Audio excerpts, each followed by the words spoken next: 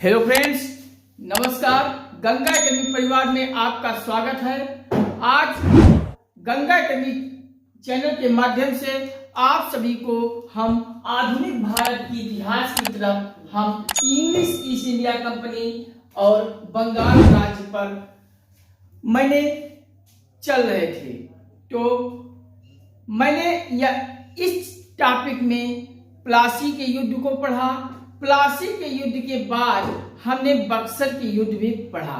तो प्लासी के युद्ध के बाद होती है बक्सर का युद्ध, और बक्सर का युद्ध मैंने आपको कहा कि कोई भी युद्ध होता था तो या तो एक पक्ष को पूरी तरह से सर्वनाश कर दिया जाता था और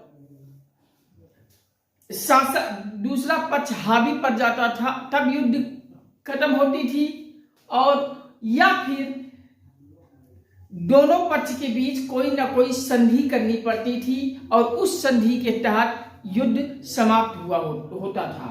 तो जब बक्सर का युद्ध हुआ तो बक्सर के युद्ध के बाद एक संधि हुई जिसे इलाहाबाद की प्रथम संधि के नाम से जाना जाता है।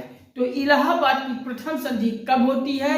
बक्सर युद्ध में। तो आज हम इलाहाबाद की प्रथम संधि के बारे में क्या है खास बात, क्या है महत्वपूर्ण फैक्ट जो आपके परीक्षा में पूछे जाते हैं, इन्हीं सब चीजों पे आप सभी से डिस्कस करूंगा। मैंने आपको रॉबर्ट क्लाइव के बारे में आपको बताया था। तो रॉबर्ट क्लाइव एक बार बंगाल का गवर्नर बनकर आया था प्लासी के युद्ध के समय, और प्लासी के बंगाल के गवर्नर जनरल पर कार्य करके पुनः वो भारत से लौट गया था। और अब बक्सर के युद्ध में इलाहाबाद की प्रथम संधि में जब इलाहाबाद की प्रथम संधि होती है तो वही रॉबर्ट क्लाइव को पुनः भारत भेजा गया, पुनः एक बार बंगाल का गवर्नर जनरल पुनः इसे बनाया गया।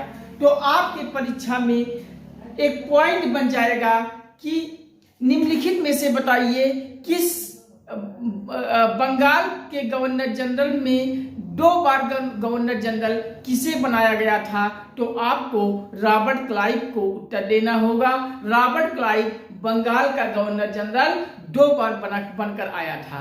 एक बार प्लासी के युद्ध के समय बंगाल का गवर्नर जनरल बनकर आया था। उसके बाद जब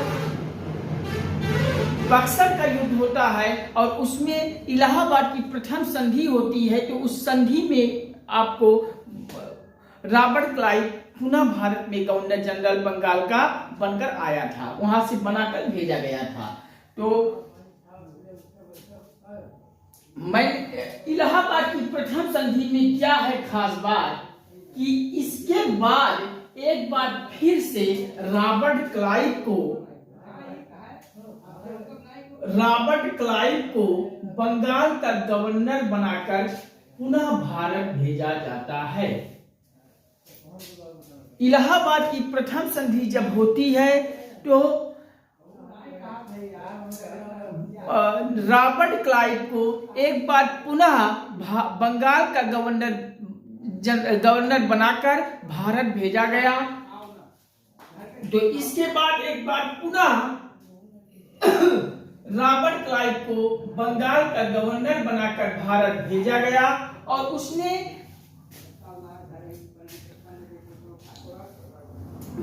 बक्सर के युद्ध में एक मुगल सम्राट का पराजित शासक था शाह आलम द्वितीय।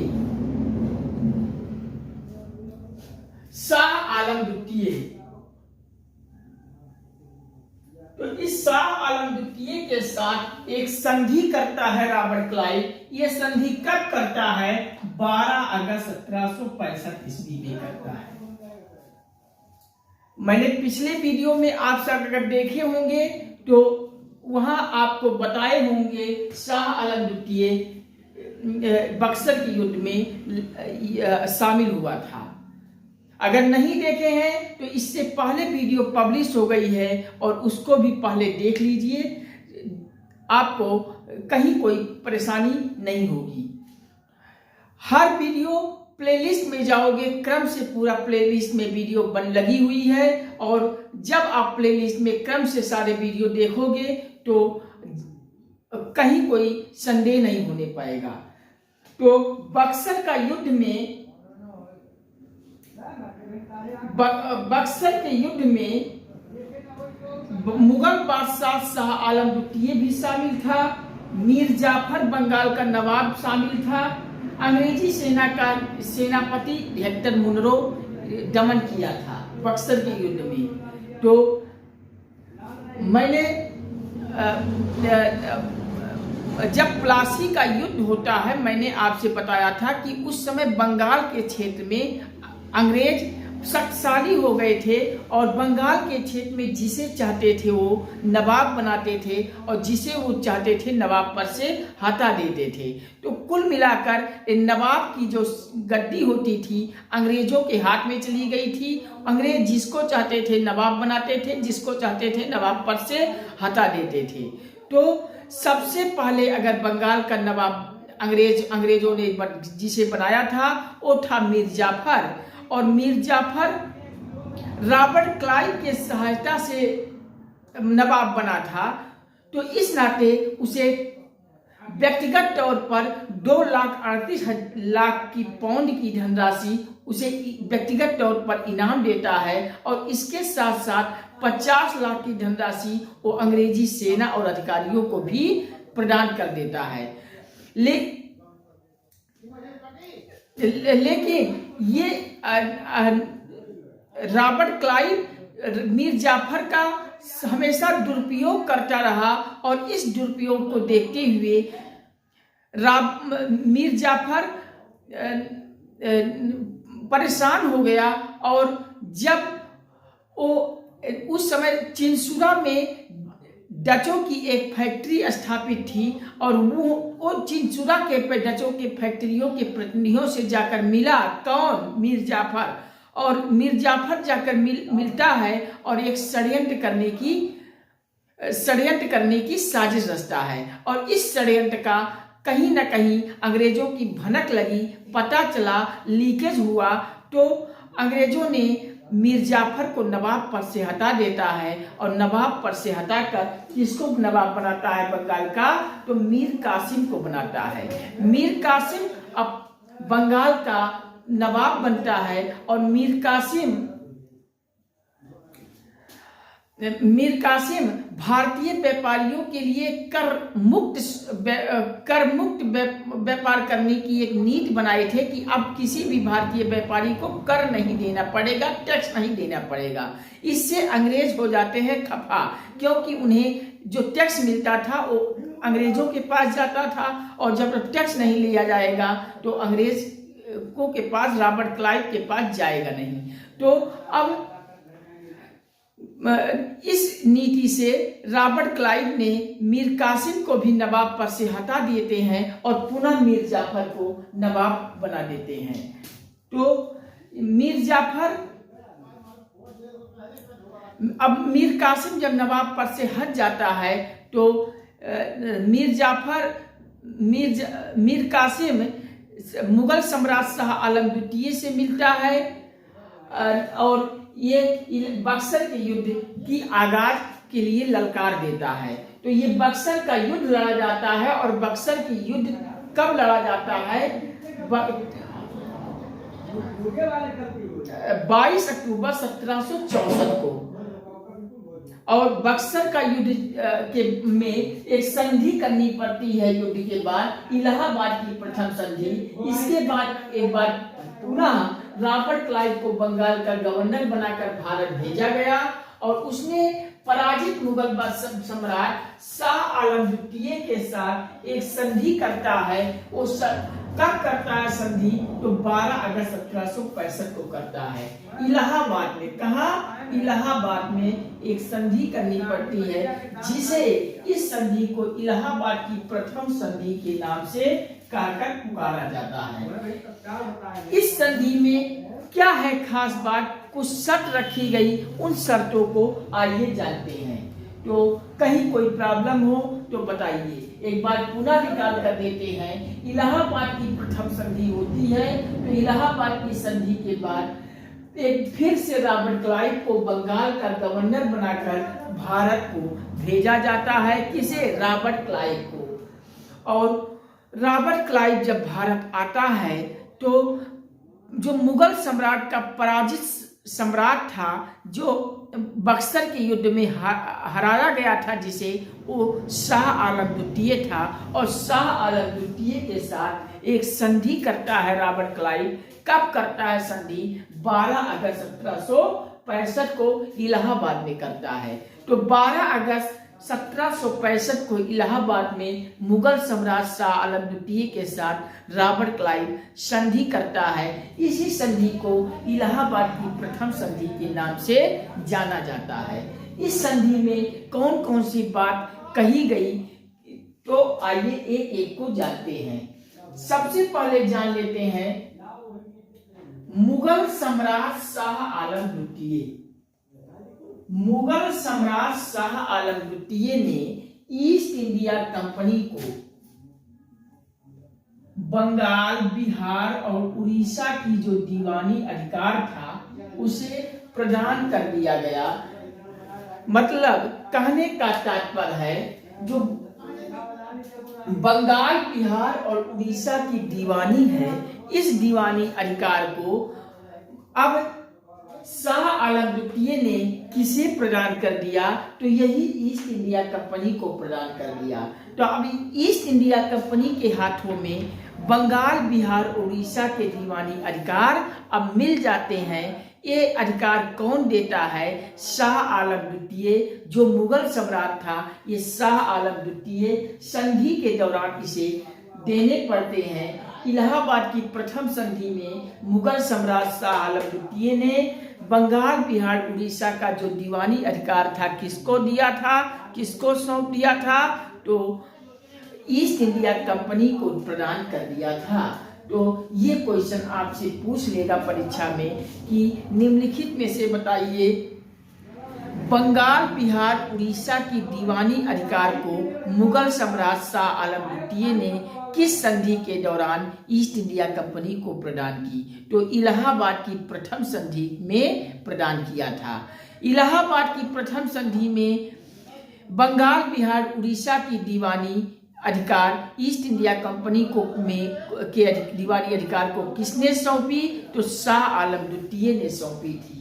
घुमा सुमा के कुछ जैसे भी अब परीक्षा में पूछे तो आपको कंफ्यूज नहीं होना है, रट लेना है कि मुगल सम्राट शाह आलम द्वितीय ने इलाहाबाद की प्रथम संधि में बंगाल, बिहार, उड़ीसा का जो दीवानी अधिकार था वो ईस्ट इंडिया कंपनी को सौंप दिया था। इसके बदले में कंपनी के द्वारा, कंपनी का मतलब तात्पर्य ईस्ट इंडिया कंपनी, तो कंपनी के द्वारा सम्राट को, कंपनी के द्वारा सम्राट को, सम्राट यानी मुगल सम्राट, यही सम्राट को ये 26 लाख रुपए जबकि बंगाल के नवाब को निजामत कार्य के लिए 53 लाख रुपए देने थे। तो कहीं आपको कंफ्यूजन हो तो बताइए। इसके बदले में कंपनी क्या किया था? तो इसके बदले में कंपनी ने सम्राट को 26 लाख रुपए दिया, जबकि बंगाल के नवाब को जो निजामत कार्य के लिए 53 लाख रुपए देने पड़े थे।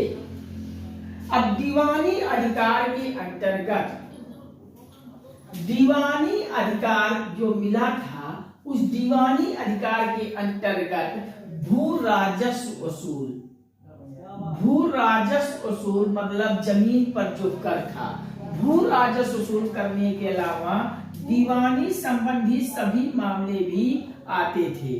दीवानी मामले सभी मामले आते थे। जो भू राजस्व संबंधी का जो दीवानी मामला था वो सभी आते थे दीवानी अधिकार के अंतर्गत। तो दीवानी अधिकार के अंतर्गत कौन कौन से आते थे? तो भू राजस्व के अंतर्गत के भू राजस्व वसूल करने के अलावा, भू राजस्व वसूल करने के अलावा दीवानी संबंधी जितने भी मामले होते थे वो सभी के सभी दीवानी अधिकार के अंतर्गत आते थे। तो दीवानी अधिकार के अंतर्गत भू राजस्व को छोड़कर बाकी सभी दीवानी संबंधी का मामला दीवानी अधिकार के अंतर्गत आता था। अब नेक्स्ट है इलाहाबाद और कड़ा जिला। इलाहाबाद व कड़ा जिला।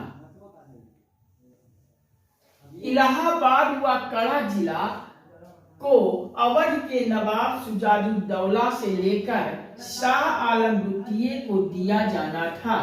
इलाहाबाद व कड़ा जिले को अवध के नवाब शुजाउद्दौला से लेकर शाह आलम द्वितीय को दिया जाना था। जो इलाहाबाद का जो कड़ा वाला क्षेत्र था, इलाहाबाद में एक कड़ा जिला है।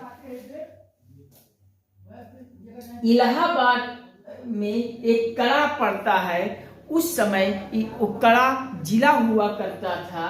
तो इलाहाबाद व कड़ा जिले को अवध के नवाब उस समय शुजाउद्दौला से लेकर शाह आलम द्वितीय को दिया जाना था। मतलब इलाहाबाद का कड़ा किसे दिया जाना था? अवध के नवाब शुजाउद्दौला से लेकर शाह आलम द्वितीय को दिया जाना था।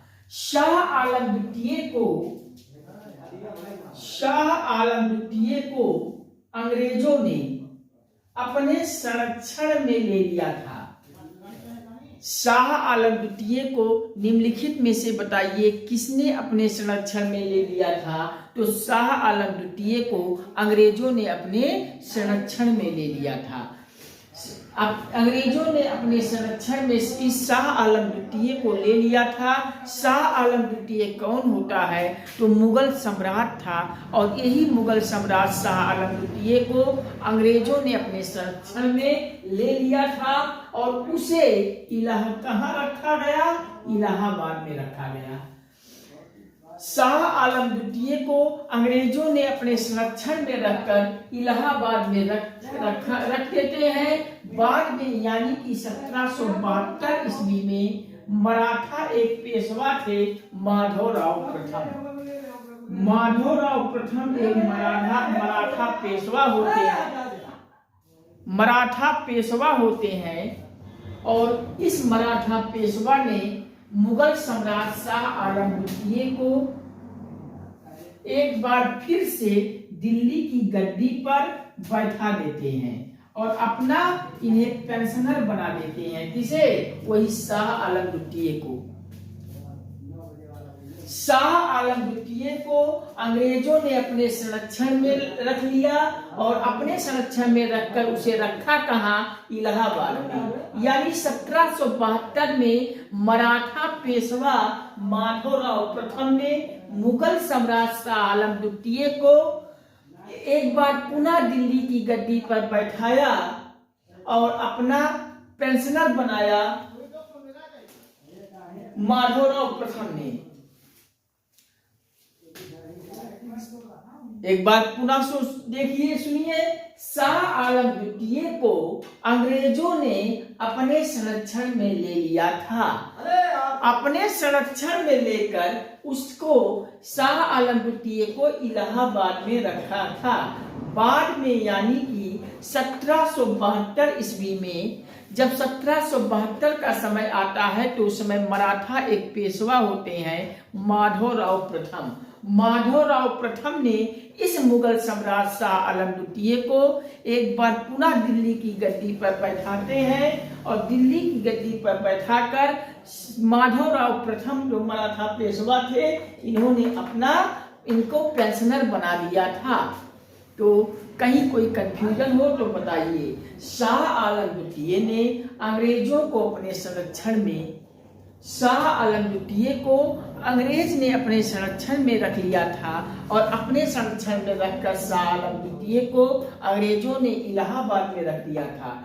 बाद में 1772 का समय आता है। अब आते हैं मराठा एक पेशवा माधवराव प्रथम, और मराठा पेशवा माधवराव प्रथम ने मुगल सम्राट इसे शाह आलम द्वितीय को एक बार पुनः दिल्ली की गद्दी पर बैठाते हैं, और अपना एक पेंशनर के रूप में उसे बना देते हैं। इस संधि के तहत बंगाल, बिहार व उड़ीसा, इस संधि के साथ बंगाल, बिहार और उड़ीसा, कौन संधि? यही इलाहाबाद की प्रथम संधि के साथ बंगाल प्रांत, बिहार प्रांत और उड़ीसा वाला प्रांत के क्षेत्र में शुरुआत होती है द्वैध शासन। द्वैध शासन की शुरुआत होती है, जिसमें कंपनी दीवान थी, नवाब वाजिब था। तो इस संधि के साथ जो बंगाल, बिहार और उड़ीसा वाला प्रांत था, एक प्रांत बंगाल था, दूसरा बिहार, तीसरा उड़ीसा, ये बंगाल, बिहार और उड़ीसा प्रांत के क्षेत्र में द्वैध शासन की अब शुरुआत हो जाती है, जिसमें इस प्रांतों में कंपनी दीवान होती थी और नवाब नाजिम होता था। द्वैध शासन, सर्वप्रथम द्वैध शासन का प्रयोगकर्ता कौन था? तो द्वैध शासन का प्रयोगकर्ता लियो कार्टियस का नाम याद रखिएगा। लियो कार्टियस द्वैध शासन शब्द का सर्वप्रथम प्रयोगकर्ता था। द्वैध शासन का प्रयोगकर्ता निम्नलिखित में से कौन था? तो लियो कार्टियस था। याद रखिएगा नाम, लियो कार्टियस कौन था? द्वैध शासन शब्द का प्रयोगकर्ता था। लियो कार्टियस द्वैध शासन शब्द का प्रयोगकर्ता था। यह द्वैध शासन 1765 से लेकर 1772 ईस्वी तक, 1762 ईस्वी से लेकर 1772 ईस्वी तक चलता रहा और 1772 ईस्वी में पुनः वारन हेस्टिंग्स आता है और वारन हेस्टिंग्स ने इस द्वैध शासन को पूरी तरह से समाप्त कर दिया था। तो निम्नलिखित में से बताइए द्वैध शासन को किसने समाप्त किया था? तो आप कभी भूलोगे नहीं सर, नहीं भूलेंगे। द्वैध शासन को समाप्त करने वाला कौन था? तो वारन हेस्टिंग्स का नाम याद रखना। वारन हेस्टिंग्स ने द्वैध शासन को समाप्त किया था। 1772 में बंगाल का गवर्नर बनकर आता है वारन हेस्टिंग्स और इस द्वैध शासन को पूरी तरह से समाप्त कर देता है। यानी 1765 से लेकर 1772 तक द्वैध शासन का प्रारूप चलता रहा और द्वैध शासन समाप्त कब हुआ? तो 1772 में वारन हेस्टिंग्स गवर्नर बनकर आता है और उन्होंने अपने कार्यकाल में द्वैध शासन को समाप्त कर दिया। अब द्वैध शासन नहीं रहता है। तो इलाहाबाद की प्रथम संधि कभी आप भूलोगे नहीं भूलोगे, इतनी बातें आप याद रखोगे। यही आपकी परीक्षा में घुमा चला के क्वेश्चन इधर उधर करके पूछा जाता है। आप वीडियोस को 2-4 बार लगातार देख लीजिएगा, जिससे हर फैक्ट रट जाए। एक बार मैं पुनः निकाल कर देता हूँ। इलाहाबाद की प्रथम संधि कब होती है? जब बक्सर का युद्ध होता है। तो बक्सर के युद्ध के में इलाहाबाद की प्रथम संधि के साथ बक्सर का युद्ध समाप्त होता है। मैंने आपसे बताया कि अंग्रेज शुरुआत में भारत आते हैं कि हम भारत में एक व्यापार करूंगा, व्यापारी के रूप में भारत में आते हैं और धीरे धीरे स्टेप वाइज स्टेप भारत में शासक बनने की, भारत को पर राज करने की रणनीति को स्टेप बाय स्टेप बढ़ते हैं आगे, और जिसमें प्लासी का युद्ध लड़ते हैं और प्लासी के युद्ध से फिर बक्सर का युद्ध लड़ते हैं और बक्सर के युद्ध के बाद 1857 का जब 1857 का विद्रोह के बाद पूरी तरह से पूरे भारत पर अंग्रेजों का राज हो जाता है और अंग्रेज अपना सब कुछ कानून क्रियान्वयन करने लगते हैं। तो हम आप सभी को जितने भी गवर्नर हैं, गवर्नर जनरल हैं, वायसराय हैं, सब कुछ आपको रटवा दूंगा। कभी आपका कोई क्वेश्चन नहीं छूटने पाएगा। बस आप सभी भरोसा रखिए और चैनल पर प्यार और सपोर्ट बनाए रखिए। गंगा एकेडमी पर आप सभी एक साथ आइए और आके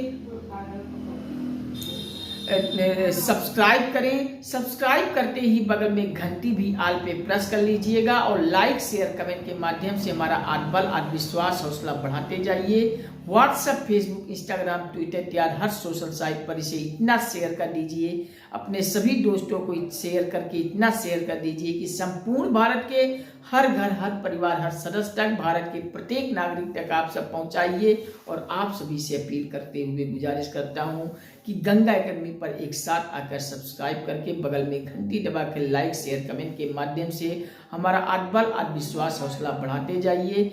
हम आपको गंगा एकेडमी यूट्यूब चैनल के माध्यम से संपूर्ण भारत के हर एक क्षेत्र की पूरी कंप्लीट सिलेबस के साथ पूरा कंप्लीट तैयारी कराऊंगा, साथ में पीडीएफ भी उपलब्ध कराऊंगा।